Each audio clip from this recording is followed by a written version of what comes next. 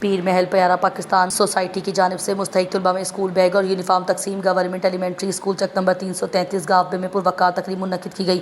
ہمارے نمائندہ رفاقت چودھری کی رپورٹ کے مطابق گورنمنٹ ایلیمنٹری اسکول چک نمبر 333 گاوبے میں پیارا پاکستان سوسائٹی کی جانب سے مستحق طلباء میں 100 سے زائد اسکول بیگ اور یونیفارم تقسیم کیے گئے۔ اس سلسلے میں اسکول میں ایک پروقار تقریب کا اہتمام کیا گیا جس میں اساتذہ، ممبران اسکول کونسل، علاقہ معززین اور والدین کی بڑی تعداد نے شرکت کی۔